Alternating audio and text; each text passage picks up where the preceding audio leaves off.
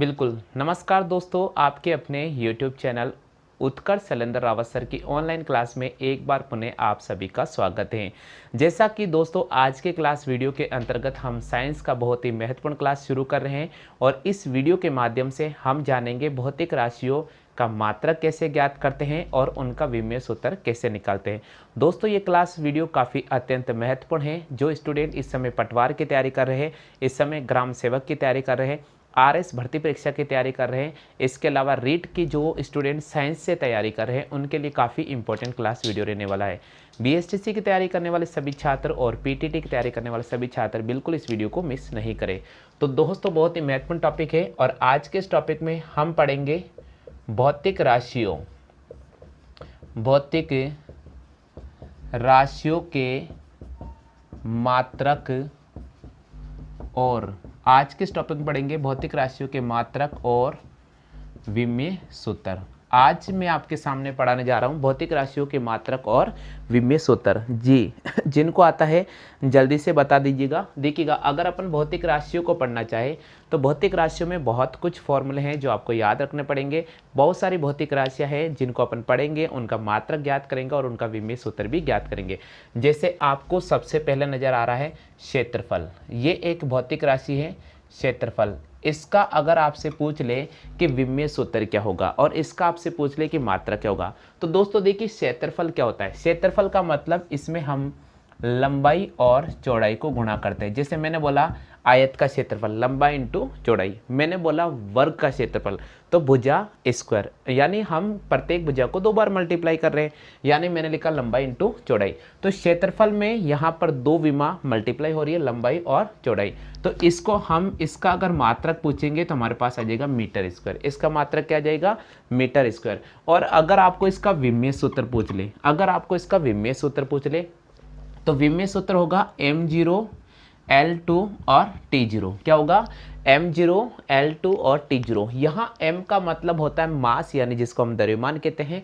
L का मतलब length है जिसको अपन लंबाई के रूप में मेजरमेंट करेंगे। T यहाँ पर टाइम है यानी सेकंड में मेजरमेंट करेंगे। तो दोस्तों यहाँ पर क्षेत्रफल का जो मात्रक होगा मीटर स्क्वायर। क्षेत्रफल का मात्रक क्या होगा? Metre square. और क्षेत्रफल के आपसे विमा पूछ ले तो क्षेत्रफल की विमा क्या होगी? क्षेत्रफल की विमा होगी m0 L2 T0। क्लियर हो गया? आगे सभी को समझ में? चलिए अब दूसरा जो आपके सामने फॉर्मूला लेकर आ रहा हूं, मैं लेकर आ रहा हूं आयतन। क्या लेकर आ रहा हूं? आयतन।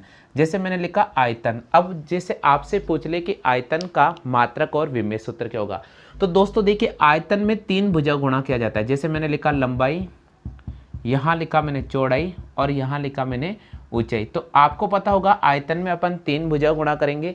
लंबाई मीटर में होती है, चौड़ाई मीटर में और ऊंचाई भी मीटर में। इसका मतलब हम इसे L की पावर 3 लिख सकते हैं। क्या लिख सकते हैं? L की पावर 3 लिख सकते हैं। तो अपन यहाँ सबसे पहले इसका मात्रक बनाएंगे तो मात्रक तो हो जाएगा मीटर क्यूब, यानी आयतन का जो मात्रक होगा वह हो जाएगा हमारे पास में मीटर क्यूब।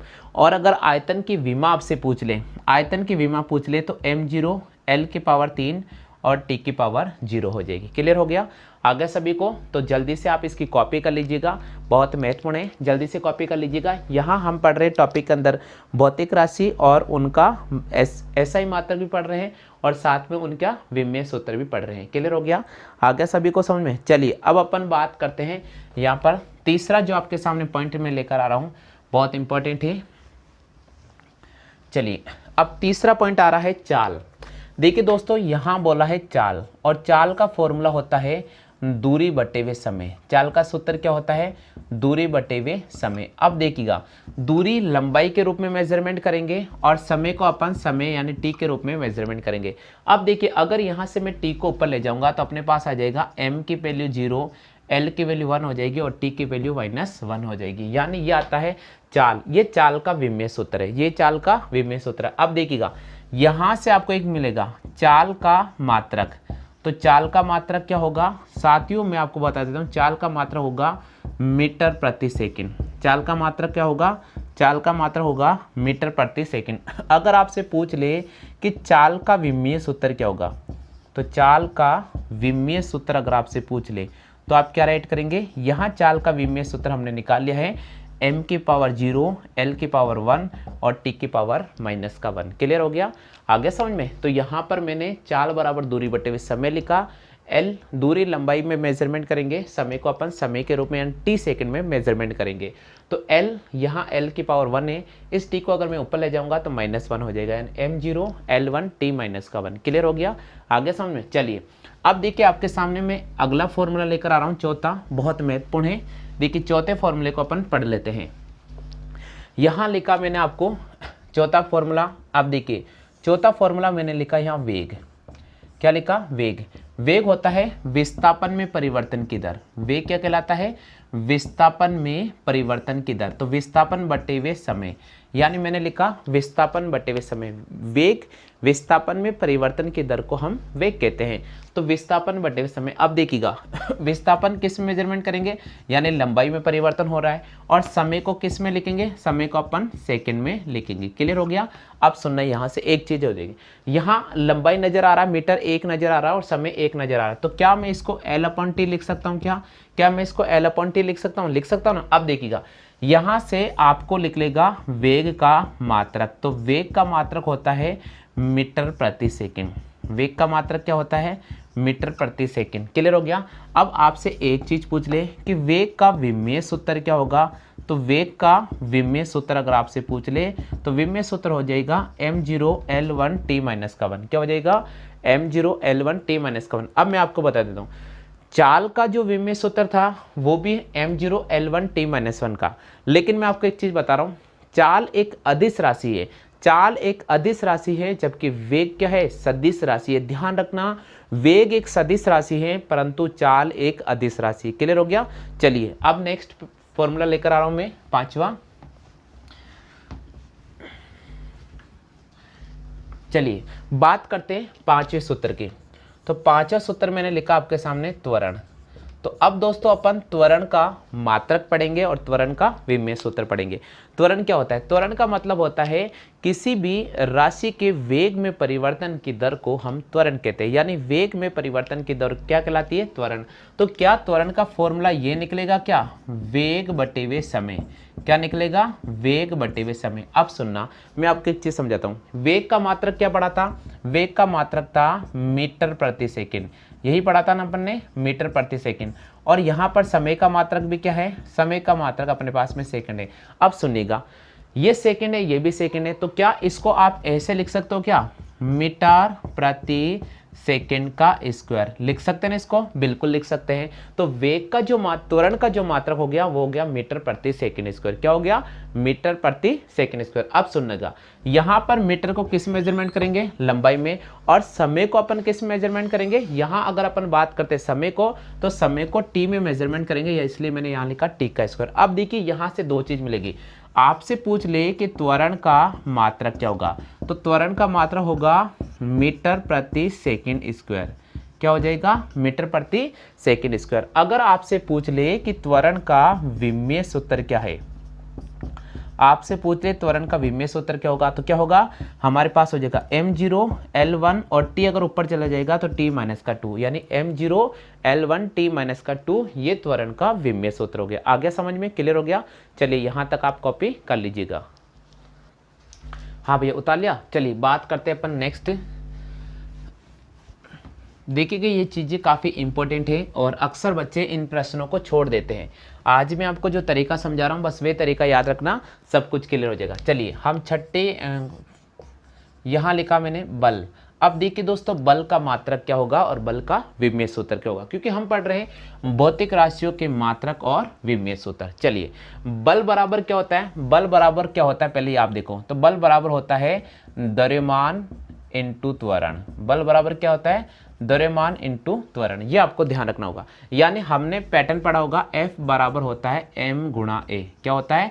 F बराबर m गुणा m, जहां m मास है और a एक्सेलरेशन है। ठीक है, तो बल बराबर होता है द्रव्यमान इंटू त्वरण। अब सुनिएगा, यहां से एक चीज मिलेगी।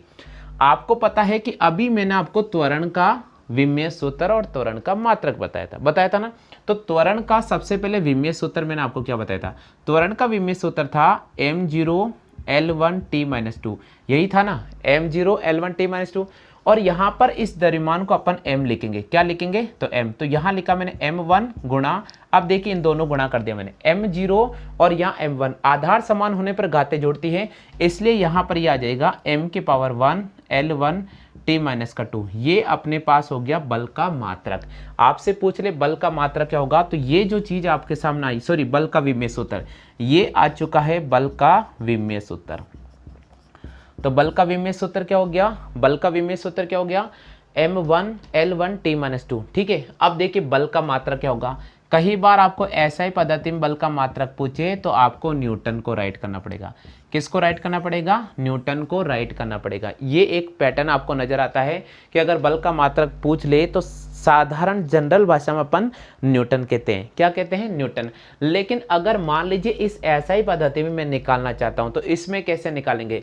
देखिए द्रव्यमान जो होता है इसको अपन किलोग्राम में पढ़ते हैं। किस में पढ़ते हैं? किलोग्राम। तो यहां लिखा मैंने किलोग्राम, यानी किलोग्राम इंटू लंबाई को मीटर में मेजरमेंट करेंगे और समय का स्क्वायर है तो यहाँ इसको सेकंड स्क्वायर भी लिख सकते हैं।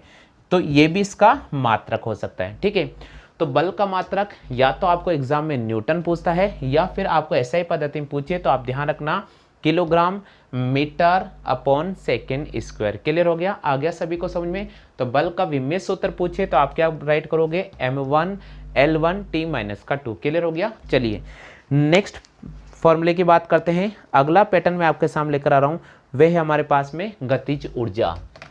जी चलिए,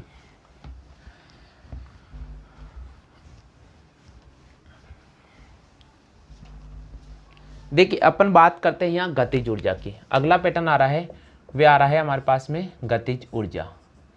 गतिज ऊर्जा इसको बोलते हैं 1/2 mv²। आपने नाम सुना होगा।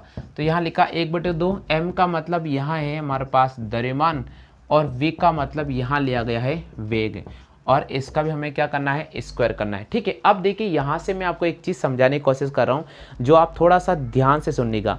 आपसे पूछ ले कि गतिज ऊर्जा का मात्रक क्या होता है, तो गतिज ऊर्जा का मात्रक क्या होता है ये आपको आना चाहिए।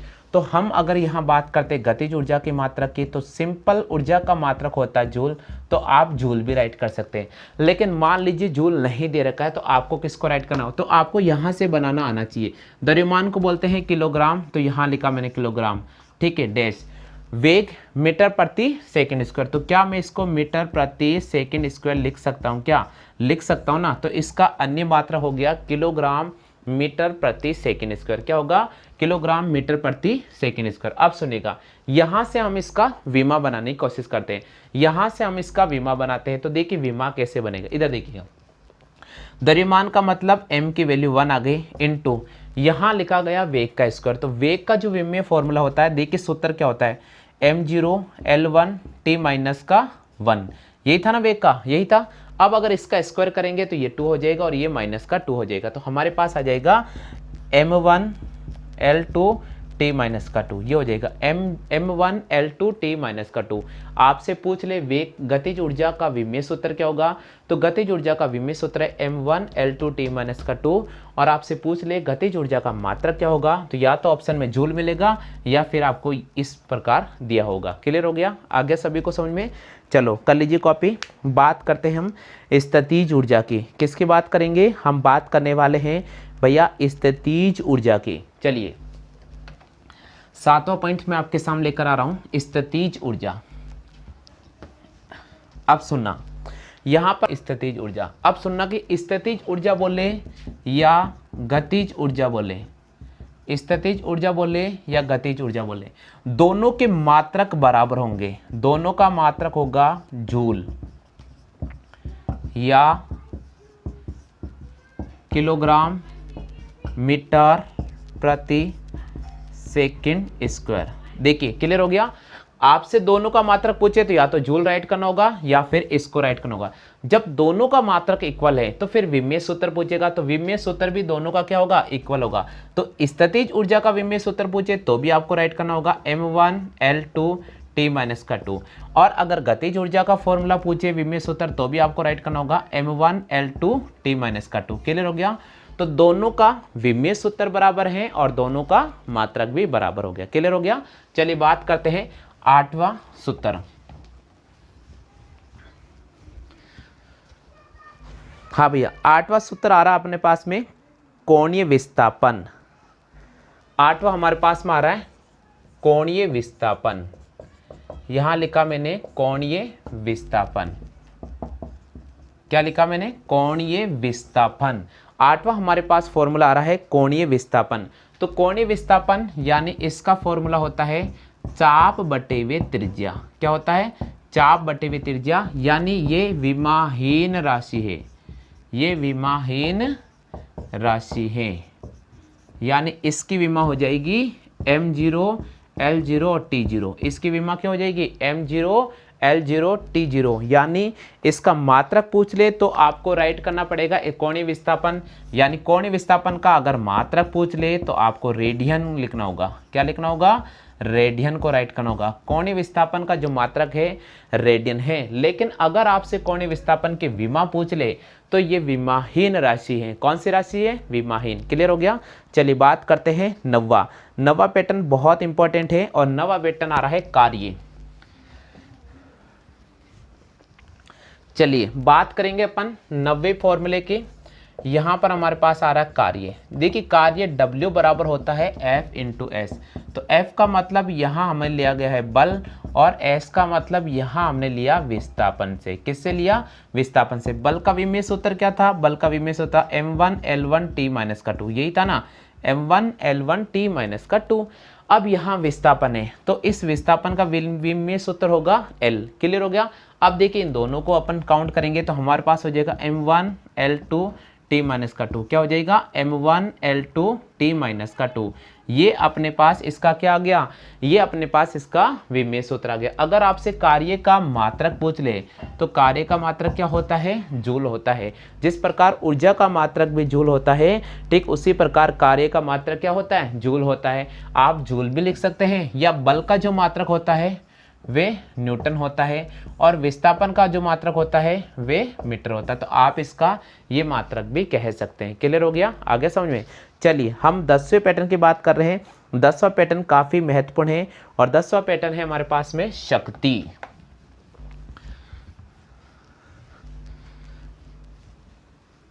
चलिए भैया 10वां सूत्र मैं आपके सामने लेकर आ रहा हूं, वो है हमारे पास में शक्ति। शक्ति यानी पावर।